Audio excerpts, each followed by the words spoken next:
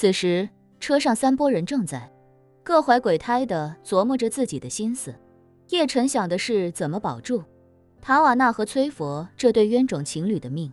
皮特罗杰想的是怎么在最短的时间内把这3个人一起干掉，而塔瓦纳想的是为什么连 Sia 都拿那个讨厌的男人没办法。很快车辆便已经行驶到了巨蛋的车辆出入口，出入口的位置有一道人工看守的闸机，由于巨蛋的内部通道是不对外开放的，所以这里一直有安保人员执勤。在闸机没有打开之前，皮特罗杰的内心一直是有些忐忑的，对他来说这就是最后一道关卡，只要能过了这一关，这件事情就算是成功了。闸机旁边几个身穿制服、站姿挺拔、看起来威风凛凛的安保人员，此刻正目视着出来的车队。只是车队还没到闸机跟前，几人便立刻殷勤地打开了闸机，并且老早就在路边一字站齐，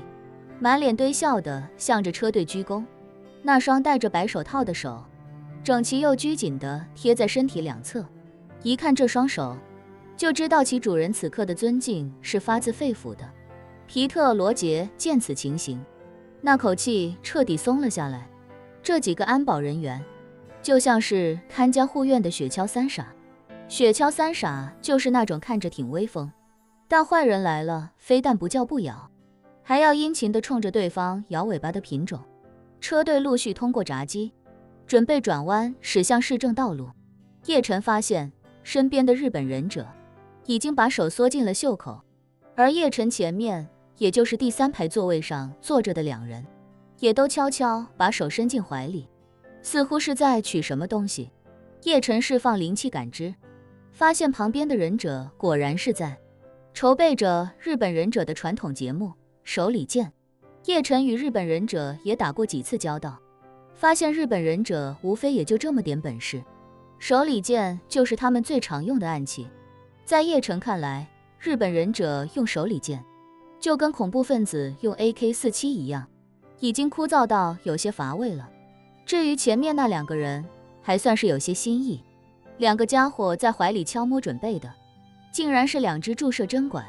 叶晨瞬间便明白了他们的意图。身边的日本忍者负责用手里剑干掉自己，而身前这2个假冒的 Sia 特工，应该是打算用毒药直接把塔瓦纳和她的男朋友送走。此时的塔瓦纳还不知道大祸临头，他把脑袋凑过中间的通道，故意用看似悄悄话却又能让身边人听到的音量，对自己的男朋友说道：那个家伙真的好烦，有什么办法能让他下去，别跟我们在一辆车上吗？崔佛回头偷看了一眼叶晨，随后又赶紧把脸扭过去，低声提醒塔瓦纳：宝贝，你对人家要客气一点，毕竟人家是费小姐的好朋友。塔瓦纳故意撇嘴道：我没提名没提姓，谁要是对号入座，那就是他自己的问题了。崔佛尴尬不已，低声道：好了好了，别闹了，人家也是出于好心才上车的。他是出于好心？塔瓦纳气恼地说道。这么拙劣的理由，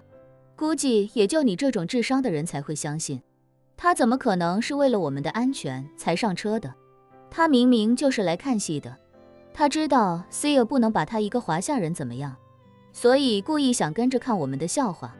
这种人我可太了解了，名利场上哪个不是虚情假意？崔佛一时间不知如何回答。他心里觉得叶晨还是很公允很正直的，人家没有就一个复杂的问题，不负责任的单纯表示支持或者不支持，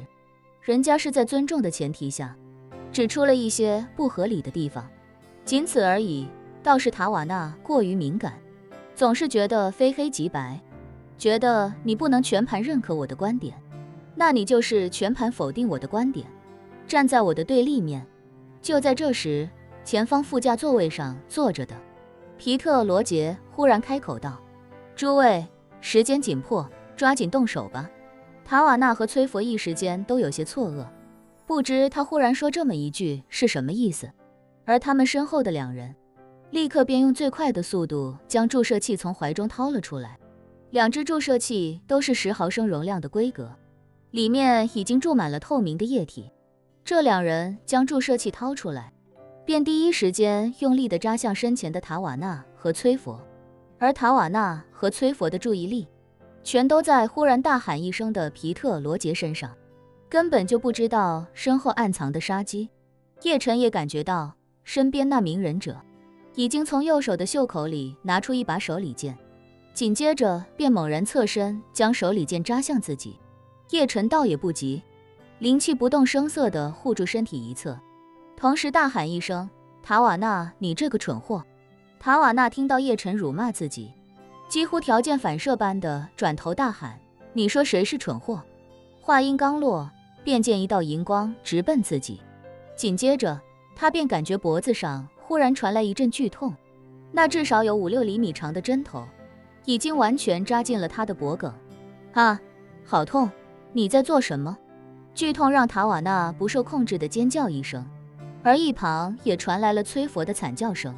另一人也已经将注射器扎进了崔佛的脖子。这时候，只要2名杀手指尖稍稍用力将药液推入2人的身体，这对大众情侣就会变成亡命鸳鸯。此时，叶晨身边那名忍者速度也丝毫不逊色于刚才那2名杀手，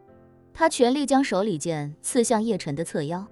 打算刺进去之后直接一个上拉，给他来个侧身开膛。可让他惊骇的是，自己手里剑的利刃在距离叶晨身体仅有不足1厘米的距离时，竟仿佛受到了极大的阻力，无论自己如何用力都无法再将利刃向前刺入分毫。他以为是自己出现了错觉，立刻蓄力重新再刺，可那刀尖仍旧在距离叶晨不到1厘米的地方悬停，死活都无法更进一步。那个将注射器刺入塔瓦纳脖颈的杀手并不知道后排的变故，他此刻看着塔瓦纳，冷笑一声道：“斯维特小姐，安心上路吧，